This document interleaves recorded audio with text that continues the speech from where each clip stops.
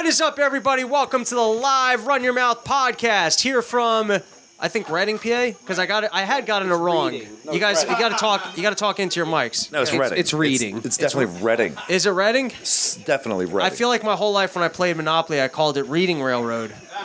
Yeah, it's like the rainbow. It's Reading. It has been. Yeah, that's where my autism comes in, is that, like, once I think something the first time, I'm just stuck on it. Like, I can't make the adjustments. I think people showed up to North Reading tonight. North Reading? Is that where we are? No, we're in Reading. Like, we're in Reading. All right, we don't have to debate this. You do have to eat that mic, though. You want to talk a little bit more into that mic. It is an honor to be back with, I got to make the whole thing louder here? Oh, just my mic? Sorry, okay. I'm loud to begin with. It's all right. Is that loud enough? No, you're perfect. Well, is that good? We'll get these levels good as we go. Where's our snare? All right, so it is an honor to be back. This is our third annual Micauc update with the High Council getting together to let everyone know what's been going on. So for people that might be not newer, they know I'm the Lord, the King of the Cocks, and then we've got you, the noble constituent, actually doing all the work. You want to hear a true story? I would love to hear a true story. To this day, you are still in my phone, not as Robbie, but you are Micauc King. There you go. That's the way I like You to are be. in my phone as Micauc King. That's paying tribute. And Dude, isn't that annoying, though, when you are looking for somebody's number that you're now better friends with and you still have them saved as, like, dude, I bought ecstasy from that time? His company is Robbie. I still comes up. I still have my sister's husband in my phone as his name, my sister's name, boy. I'm so dumb. I once put someone in my phone. Dude, my girl that I've been with for 10 years, her number in my phone is still Blue Eyes Big Tits. It's fucking crazy. Point. Yeah. I had a roommate. That's how I remember her. Keep the magic alive that way. I had a roommate once that I actually had labeled as roommate. By the way, when I end up Joe Biden dementia, I will have so many systems in place. I think I will get by better than he does. I believe it. All right. Anyways, Mike Heiss, it is an honor to have you on. Jeff, I believe, were you on last year's when we did the barbecue, or is this your first time on Run Your Mouth? First time on Run Your Mouth. Fuck yeah. So why don't you introduce yourselves to the good folks of the Micauc party, listen to Run Your Mouth, that might not be familiar with all the work you do. You know, to make a fat one skinny, I'm Jeff Douglas. I'm the national coordinator for the caucus, and I help organize the organizers and make sure everybody's doing what they need to do in their states to make sure, the Micauc we are influential in every state party. Very veiny in every state. I like it. And then, if you don't know that voice already, of course, we got BK Chris on the show, and you might as well plug the Rochester gig once more because you got a big gig coming up this weekend. Co-headlining with Zac Amico in Rochester, August 27th. Come on through. Andy Malafarina is going to be there. It's going to be a great show. It's at Comedy the Carson. You and Dave fucking rock the shit out of that place. That is a great venue. All right, so Mike Heiss, we've had a legendarily good year. I mean, in the past, when we talked the first time, there was absolutely nothing doing. By the second, I mean, you always sold it. You were very good at being like, I'm going to change the world, and you've actually made your vision come true like no one I've ever seen. In terms of leadership qualities and going, hey, I've got a far-fetched idea and executing. I mean, I hope you write a book. Dude, he made it okay for libertarians to call shit gay again. It's fucking amazing. Dude, that should be your legacy. That should be on the book title, The Mike Heiss Story. It went so well that even my wife sleeps with me more now. Nice. There you go. That's a good stat. So now, coming into this next year, take a victory lap here. Tell everyone who might not be listening, might not know the full story, what you accomplished in this past year, and then give us a little bit of a scoop of what you got planned for next year. Well, this is going back a little bit more than just the past year, but generally speaking, if you're a libertarian or you're liberty-oriented, you might realize that the Libertarian Party was kind of an embarrassment, and it was not really doing much, and it wasn't representing us, and it wasn't involving itself in the culture and all that stuff. So, I spent a couple years in the Libertarian Party expecting a Ron Paul revolution, found something more akin to a drag show, and it was like, what the hell's going on here? We need that Ron Paul revolution energy. Spent about 4 years getting that liberty movement into the party with the express purpose of taking over the party. And we took over about something like 37, maybe 38 state libertarian parties. And that just culminated this past May at the National Libertarian Convention, where the Mises Caucus and all of its endorsed candidates swept every single leadership position for the Libertarian National Committee. So we took over the Libertarian Party completely. Hell yeah. And then, by the way, that was a really fun event because usually when there's events, I'm the person working the event. That was a rare one where I wasn't. And oh my God, did I get fucked up that night. Like, because usually I don't even like smoke weed when I'm out, and like everyone was just like handing me vape pens, and like I went from, oh yeah, like wow, I can handle my weed. I didn't even realize I can handle my weed to, oh shit, I have to leave this event. There's a lot of good I hate weed that in Vegas. Yeah, I had a great time. I was just kind of like roaming the outside, and then it was real cool because to see the passion and love that everyone has for Ron Paul, and then to see him get up and do everything that Joe Biden can't, which is give a coherent speech. So it was incredible because they're about the same age. Just I guess all the kids the Bidens have fucked, it ages them. You know what I mean? It's like they get to be that age and their soul has been teared down. Ron's actually older. Ron's older? Ron just turned 87 yesterday. Well, he was youthful, he was fun, he had good lines, and he's funny too. Like he keeps it moving. He makes it happen. Absolutely. Are we going to have more Ron Paul events? Because it's cool that you managed to kind of bring him back in a little bit. That's a tough one, man. Yeah? Everything kind of had to go right for that. Okay. Yeah. That took all the Mike Heising. Yeah, he doesn't fly commercial, so that makes Okay. it very difficult. I Damn. can understand it. Well, he's 80. Like, I hate flying commercial, and I'm 34. I can't imagine at his age. I mean, just the way things lined up for that to happen, it was amazing how, just all the events, just how it led up to be able. It is funny though. Like people are like, "Well, you know Ron Paul," and I'm like, "I don't think he knows me still." You know what I mean? Like, and I've met him. Oh, Like, so he is like Joe. don't malice him. Okay, Yeah. fair enough. Fair enough. All right, so this one's a kind of out there question, but anytime a dude is nice to me in my life that I don't know, I assume they're either gay and they want to fuck me, or that they're the CIA and they're trying to get at me. Could be both. And Yeah. and I've had paranoid. Here's the most paranoid CIA moment I've had thus far. I was at the gym, I was sitting in the heavy bag, and some guy comes over. He starts giving me like boxing tips, and like he's showing me how to move around. And then he gives me a free pair of boxing gloves, and I was like, these boxing gloves are bugged, and I threw them right in the garbage. How paranoid and like, because I'm just a paranoid Jew. Do you think, like, to what extent do you think the CIA is monitoring us or cares about what we're doing? I've told one of these stories already earlier tonight, but I've had one FBI encounter and 2 Secret Service encounters. Ooh, lay it on me. These both sound interesting. I'll try to keep them both short. Okay. Well, one was for a Facebook post. Both or all of these were. Well, the most recent one was 2016. That's probably actually the funniest one. The 2016 Democratic National Convention was in Philly. So I showed up with a guy, I don't know if he's really active anymore, but a guy that used to run a show, Anthony Antonello from up in Scranton.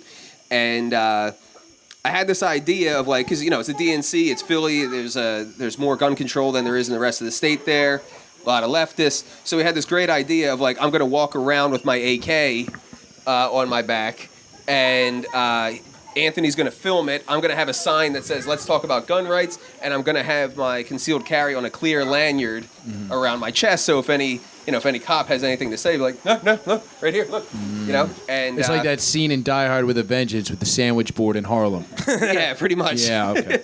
And I walked up to a police captain. I told him what I was going to do, and I was like, "Is that okay?" "Yes, it's okay." And I was like, "All right, here we go." And I went in my car and I got my gun.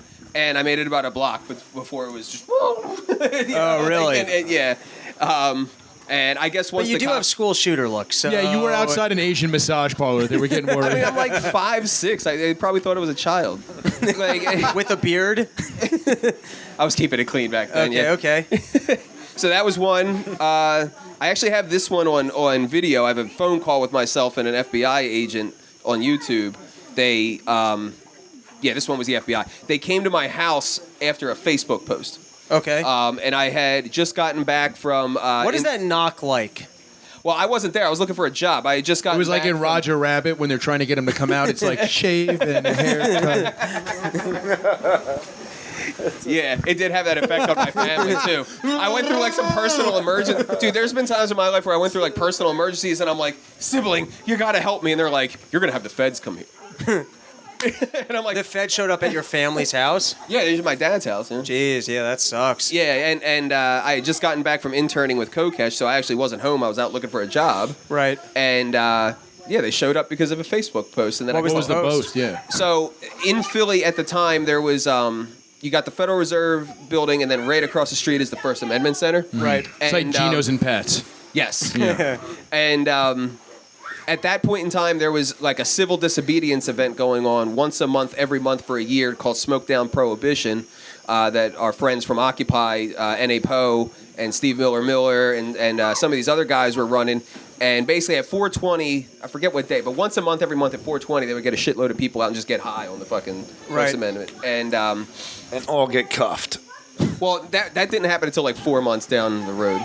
We had some good times, and then they started bringing out riot gear, and it was crazy. And so there was one day where we had an End the Fed rally, and then right after that was one of the Smoke Down Prohibition rallies. So I made a Facebook post promoting that, and I just said, yeah, like everyone should come. We're going to physically be there to end the Fed, and it's going to be a good time, and invite your friends. And then they showed up. And I don't know if it was because I said we're physically going to be there, and then, you know, they're asking me dumb questions of like, you know, have you ever heard of this or like storm the Fed building? I'm like, no. Was there a tall guy there being like, we have to go into the Fed. We can't just talk about ending the Fed. We got to go into the building. Not that time. Was there 12 guys calling you a pussy for not getting a bunch of your friends to do it? No, Get man. 13 more dudes. Come At on, this dude. point, Get everyone in was the just Fed. telling me, you shouldn't have talked to him. You shouldn't have talked to him. I was like, fuck that. There wasn't a They guy were- whispering into everyone's ear, there's pussy inside the Fed. If you just go in, there's free vaginas. Everybody knows libertarians don't get pussy. That's why that trap might work. Yeah, it's true. And then the third time was Yeah. actually in 2012. I went down to the Republican National Convention to support Ron Paul, and basically Miami, or it was Tampa. Tampa was a complete police state for Right. that convention, and so you had the convention center, and then there was like a mile-wide perimeter around that building. Where you had to have not a law enforcement badge, but like you had to have clearance to go into that area, even Right. if you happened to have a hotel that was in that area. So I, became friends with the dude there named Leslie. Me and him, a met girl's some name. chicks, and we were trying to screw these chicks. So we thought it would be cool to like breach the checkpoint and get in there and be like, yeah, aren't we the shit? We deserve some of this, Okay. and The pussy? That's what you guys Yes. deserved? So they Yes. did use pussy to get you in trouble. Sounds I like a hope not. I rapey. never thought about it from that Oh, angle. damn, That is dude. devious, though. They could catch every libertarian in the country. They just get a big box and put So, box give me under the it, pull a short. stick So out. what- I walked what through is- 2 checkpoints. What with- is the CIA threat level? Are they on to us? Or are we in the clear? Are we on the radar? I'm not even 100% sure that we haven't overthrown like a controlled opposition thing, but like that was the LP. Okay, so then So, like, that individual, the used car salesman who likes to claim physical assault, whose name should not be mentioned, are we moving on from him? Is he still going to be floating around? Like, Oh, I am, but he's going to try to cause trouble. he's just the jackal at this point. It's like he decided I'm going to play the character in the movie of showing up to a place where no one likes me, and I'll just be annoying. Like that's Correct. kind of. He's a glutton for punishment. Okay. He's still around. It's interesting to me that someone would be so committed. Is he making money off of pissing everybody off? Is there some sort of funding that he's got just to kind of be a thorn in our side? This might sound like alien by today's standards, but there Okay. was a point in time when we first got started where he was like the most popular chair that the party ever had, and he served 3 terms, which is 6 years. Okay. And I'm saying that to say that he had formed relationships. Like the party was almost kind of created in his image over that time. So the donors that we had, he had relationships with, and so I think what's happening is he's trying to peel off some of those old establishment donors and then weaponize them or do whatever with their money. Is that working? I mean, does it look like it's working? I don't know. I don't know. I've heard that Andrew Yang, who just started his new Forward Party, it's actually some of the LP people that were supporting the LP, and then were upset that you guys took over. Is there any truth to those claims? There were some people who were working with the Forward Party on like ballot access stuff, but I haven't gotten any backlash. No, but I'm saying it was interesting to me the second that came out. I was like, all right, who the fuck is funding this? And I heard that that it was disgruntled LP people. I don't know if there's any truth to that though. That's why. Yeah, nobody who has worked, because the people who have worked most primarily with the Forward Party that I'm aware of is like Larry Sharp in New York. Oh, Larry Sharp's involved with the Forward Party? He was basically having people help each other. So forward people and libertarians were helping each other get on the ballot because they had to get something like 60,000 or 50,000 signatures in 6 weeks. Oh, wow. Like the law got totally insane. 45,000 in 6 weeks. And it's fucking impossible. So they basically said, we'll take whatever help we can get. Listen, I don't know anything about what these forward people are doing, but I do know. Not much. You know, I was able to speak to Andrew Yang at Freedom Fest, and he was mentioned in the SPLC article with the Mises Caucus. You know, so as far as I'm concerned, like we're on the same side. Wait, so you think Andrew Yang is an ally? He's far right, so yes. How do you see Andrew No, Yang as it's being... pronounced fried rice.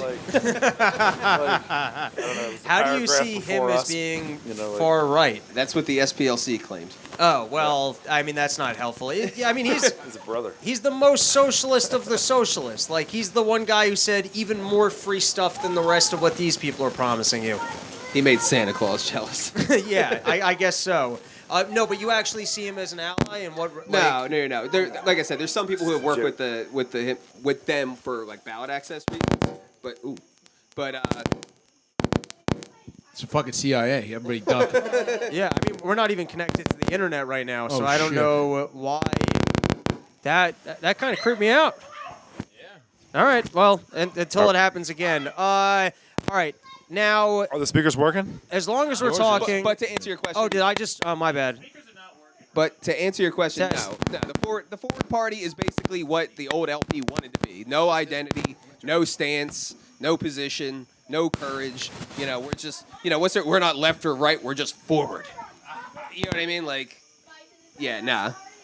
Let's hop back into it. Also, I want to throw this out there. Yes. When this in post, you're going to edit this part out of the podcast. Oh, of course not. Oh, all right. What you should do Yes. is cut an intro as to why there are children splashing around in the background. It's not a weird thing. Oh no, we were at Epstein's Island. That's where we recorded this from. Yeah. Age of We were consent. liberating them. Yes, Can exactly. somebody drown the children? That makes for a good QAnon story. The LP comes to the rescue of the Yeah. the lost children of Epstein's Island. You think we can get that comic book commissioned? What's his name's got all that comic book I could money? put a text in. Yeah. All right, so we were talking about Reason Magazine, an ally or a foe? Yeah, I think it's mixed. Like I said, I think there's definitely some people over there who hate us. But there's other people who I think just kind of want to go where the energy is and they want to stay relevant and that they're going to give us a fair shake. I'm like new to navigating the personalities over there, and I want to give everybody the benefit of the doubt unless they give me reason to be like, all right, fuck you. All right, You know? and then on that note, do you have more non-woke slogans that you're working on? Because "you're gonna like this dick and suck it" was pretty excellent. I don't even know if that was the direct quote, but that's the way I digested it. No, it was every state that we ended up fucking, or every state that we have fucked ended up loving this dick. Oh, there you go. I switched it to my Totally brain. true. Yeah, but And you know what? That was made out to be a rape thing when in every instance that it happened that dick was democratically voted in. Yeah, it was consensual. right, Yeah, it was consensual. completely. dick. It was more like when I have sex and like they don't think they want to like, but then they do it and then they're like, oh, that was better than I figured. Yeah. Yeah, I mean, Like, if the dick wins by like 80%, it's Yeah. totally Rob he's the only person like- who gets consent after the fact. No, you got consent beforehand, but it's like reluctant consent where it's like, all right, I guess we're already here, and then it's like, oh, that was better than I expected. You really put it forth a good effort there. Yeah, pal. exactly. It's like when I eat at a restaurant, you're like, I don't think this is gonna be good. It turns out to be good. That happens sometimes. Yeah. Oh All right. shit! I love democracy now. Sounded way rapier once it came out. Damn. The speakers don't like the rape. All right. So, any other slogans that you're working on or you got in the bank? It's actually a storm, everybody. That's the issue. Any of the home Fireworks. listeners. You gotta call some of your family members, dude. Let's just see the fireworks. You know what the issue might be? It's incredible. Let's try that. Hold on. I think that's the issue. You guys are gonna have to share a mic because that one's just it's working off the phantom power. I don't know why that's fucking it up, but I think it is. Phantom power? Is that like? Don't worry. Let's hop back into it. What was the question I just asked? Do I have any slogans? Oh, I'll re-ask the question and then there'll be an edit. All right. See, hey Rob, you got to edit this later. That was the camera. So Mike Heiss, I'm not phoning this moment in. You got any other slogans you're working on? See, this is why I'm not a stand-up comedian. Yeah. I can't like do it on call. It has There won't be. It has to come organically. Well, don't worry. There won't be any edits, so you'll look good here no matter what. It's got to come organically. Like I really did feel that they loved the dick, and so like that's like where it came from, you know. And so I can't do it on command. That was from the heart. All right. So what do we got planned for stage 2? You guys, stage 1, you wanted to take over the states. You wanted to get enough delegates over there. You wanted to flip the party. It was a massive undertaking, and you got it done. So what are the next steps here to kind of grow the movement, keep it moving forward? Well, so we've always talked about this like 3-pronged strategy that we've done, which is party Sounds too organizing. corporate already. It's how we got to attack, man. Okay. It's the party organizing, which is what the takeover was, and then you've got issue coalitions, and you've got candidates, very specifically local level candidates like city council, mayor, and school board, where if they win, they could nullify the federal government. And you know, the effort to this point has been very much so tilted towards the party organizing stuff, because we had to do the takeover first before we could really scale everything else up. Because trying to recruit people into a political party where it's like, yeah, man, like you should join the party, just like, you know, ignore everything about the leadership and all of the messaging is a rough sell. Mm-hmm. So we had to make the party something that we weren't like completely ashamed of. And we've done that. The messaging is turned around. The social media is turned around. The membership's going up. The money's going up. All this stuff's going up. So what's next is to scale up the other 2 prongs, like the other 2 efforts in the strategy, which is the issue coalitions and the candidates. So what's going to happen is, you know, we're starting to get interest from major donors, because there's not too many organizations out there who have shown that they have like a nationwide movement of people who are coordinated and mobilized like that. Like, you know, we dominated that convention.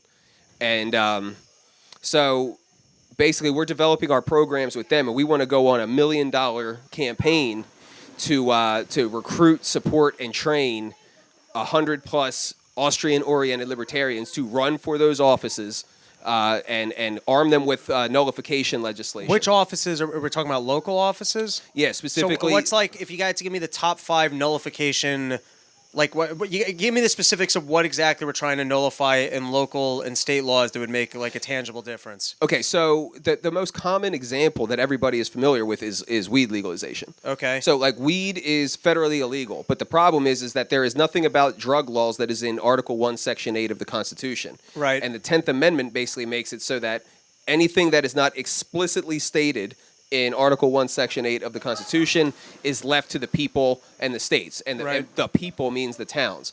So when a town decriminalizes weed, or even a state legalizes weed, what they're essentially doing is telling the feds, fuck you, send the army. Right. And that's what we need to do across the board. Can you legalize on a town level marijuana? You can decriminalize. And so then what, the state police, though, could still show up and... The state police could show up and yeah, but it puts pressure. The more you do that, especially in major cities across the given state. And the more it makes it apparent that the government's being, like, forcefully oppressive. Yeah. Okay, so legalization of weed, that's an easy one. What are the other ones on a local level that, like, what's, like, top of the list of things that you can strike that would locally make a tangible difference? Let's so go. It could be... you can strike them. It just costs extra. So it's literally anything that's not in Article 1, Section 8 of the Constitution. You can basically opt out within your town. Taxes? Now, yeah, you could. If it's not in Article 1, Section 8, it's left for the people. So, give me like a couple just more things that are top of the list. So, drug decriminalization, gun sanctuaries. Right. The left does immigration sanctuaries, and that's technically part of it. Banning the warrantless use of surveillance technology. Like, there's a big one. Yeah, there's a lot. Yeah, that's huge. All right, and so the next stage is we want to get local people elected that will actively, in local areas, push forward like the libertarian agenda that we don't think we are going to be able to approve federally, like on a quick timetable. Right, and I generally think that federal level politics are fucked. Okay, so second level is, hey, we got to focus local because that's where we can make tangible difference. So what was the third prong? Issue coalitions. All right, what does that mean? So it's the same vein of nullification. It's just utilizing lobbying and coalition work with other groups that may not be libertarians to change policy on a single issue. All right, so I want to pitch you on a couple of my ideas for things that we could do to make a tangible difference. All right. So the first one is I'd like to start a super PAC, which is the Sluts for Rob Bernstein. Nice. And it's mostly just running commercials for women to drop into my DM. That's all I got so far. Okay. I think what we can do is we can take all the drugs from the evidence lockers, and then maybe we can give it to like needy kids around the holidays. Yeah. Yeah, that's not bad. What's important with a campaign like that is you really need a sandwich maker in chief. Yes, not bad. Well, here's why the super sluts work is I'm the king, and if the king's getting laid a lot, it's like the old Playboy thing. They're like, look at this fucking loser and how cool he is. I should join the Liberty movement because then maybe I could be not cool and get laid a whole bunch. So I feel like it would really make a dent. It makes it cool to be autist. That's what I'm saying. Yeah. That's what I'm trying to say. All right, here We could do my thing, but we could also do the guns in the evidence locker, like instead of toys for tots, drugs and gats for Rugrats. Oh, But you need more autism. Though. no, I You're like clearly not. Somebody give me an Adderall. I like give poor people guns and let them steal their own toys. Is that libertarian? Oh yeah. If they're poor. I missed it. All right, don't worry about it. Yeah. Here was my next suggestion. So trolls are big now. You know what I mean? Like we're kind of in troll culture. They make a big dent. So I'm thinking what we can do to demonstrate how power and money corrupts is that we give me a bunch of power and money, and then we document about how corrupt I become, just to showcase that you can't give anyone money. And then we can do footage of me having dinner with Hunter Biden. You know what I mean? Like Epstein's Island, just all the fucking shit that these people are doing, but we'll really get firsthand documentation of the corruption. You could get a time scale video that's just focused on That's your what I'm face talking and about. watch you turn into Goldman. Yeah. Yeah, that's what I'm saying. All right, good. I'm happy that some of my ideas are being approved. Here's my next one. I think we do have to get to the youth, so college outreach, and I'm thinking you guys should fund a tour where we go to college campuses with what's just called not gay events. That's it. So that's actually part of it. Yeah, just we're going to go to colleges. We're going to talk about age of consent, and no. On a serious note, there is that's part of the idea. Is we're going to go on this campaign. We want to raise people or to recruit people to run for these offices. Right. In the service of that goal, if we reach our fundraising goals, we want to do 8 what we call Take Human Action tour events. Okay. And bring out the stars of the Liberty Movement to talk about areas of interest to us, get them trained, and then throw an after party. Maybe you can come and do some comedy. Hell yeah, dude. All right, I got a couple more. Here's a good slogan. We won't steal your money. True. It's a great slogan. I feel like that's a good slogan. We're the one party that won't steal your money. And then ask us how. We're going to save you 30% by not taking taxes. That's what we're trying to do. It's a worthwhile conversation because there was some conversation, and I think the LNC, not the delegates, have the authority to do this, but there was some conversation of changing the tagline of the Libertarian Party away from the party of principle to something else. Yeah, that's good. You got the Freedom Party. We got to own freedom. That's our sale. And that's actually going to bring me to my next point is that they one of the things I like to hear a lot is they go, it's not freedom only exists once and then they start describing something that's not freedom. It was kind of like with COVID. It's everyone wants their personal liberty, but you can't have personal liberty if you're getting other people sick. It's they always kind of throw a kicker on it for why they need to insert themselves and tell people how to behave, which then becomes not freedom. I think one of the big things we need to do is go, no, we're the only real freedom people. Everyone else, because they use our language. They try and redefine liberty. They try and redefine freedom. And that's the propaganda is that they know that they know that that's what people want, and they know that that's not what they're giving them, right? And so our job is to go, hey, you can keep more of your money. Hey, we don't want to take your taxes. We don't want to steal from you. We don't want to tell you can be in your house. We want to put you in control is a good word. We want to put you in control of your own future. I feel like there's got to be a way to kind of re-educate people.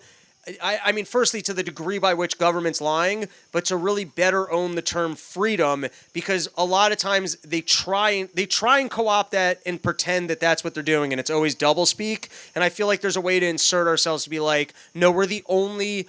That's not their pitch. Their pitch is that socialism will work. Their pitch is that they can get you these goods and services while taking your money. Their pitch is that they can redistribute. Their pitch is that regulation can help you out. That's their pitch. Well, the pitch is that you'll have more freedom if they take somebody else's money and give it to you. Yeah, essentially. But then money never really gets to you. Or that if you have your freedom, then this following dangerous thing is going to happen. But we need to own it and go, no, we're the only ones that are actually offering you freedom. Well, it's absent from the conversation. Yeah. The concept of freedom is completely absent from the conversation. So I'm saying even through the whole COVID. So we got to do a better job of being like, this is the value that we're bringing to your life, is that we're going to put you in more control of your own future, and we're actually offering you freedom. No one else is doing that, and play less of the game of the negatives of well, then who's going to do this and who's going to get them that, and that no, we're going to put you in control of your future. We're not going to take your money. We're not going to have the Fed distort it. We're not going to do the inflation thing. Just kind of harp on all the fucking consequences of their lies and going, we're the only people that are going to put you in control and give you freedom. And I think people want to hear that, especially now that we're on the back end of the COVID thing. I don't think people really grappled with how not free we are until that happened. Right. And I say, so because of that, I think people are now ready to hear no, we want to restore freedom. We want to give you freedom. And more, I think you're seeing people just distrust the entire system. So if we could just get in there and convince them that freedom is the way, now's the time. We won't steal from you. And then it puts it on the other people to explain why what they're doing isn't theft. All right. That's actually a great idea. Hell yeah. And I just lost my headphones. Any closing remarks from Mike Heiss before we call it the epic conclusion? And then since we're the elites, we get to bring out the kids. That's the way this works, right? What other perks do I get as the king? Steak during famines. There you go. Yeah. That's what I like to hear. No, seriously. Any closing remarks or pitches to the people listening to this to join the LP, support the Micaucs? What do people do? Well, I'll just give the standard plugs. We're going on a major campaign. The party has never had any kind of long-term strategy ever in its entire history. And this is our strategy that we want to do. We want to decentralize the strength of the government down to as close to the individual as possible. And that's going to be through the towns where it happens, where your life is actually impacted the most. So we want to engage the culture on that level at the locality, which is where culture actually organically emerges out from. It emerges up from the family through the community. So when you run in these local races, the culture is what you're dealing with. And if we get enough pockets of that, we're going to change the culture, and Liberty is already becoming the counterculture. So be a part of that counterculture with us. Go to takehumanaction.com, sign up, and our organizers will be in touch. I love it. And then, Mr. Douglas, before we call it an episode, your mic did go down, so you weren't able to, hop in throughout the whole thing. Any other closing remarks or things you want the Liberty lovers to be aware of?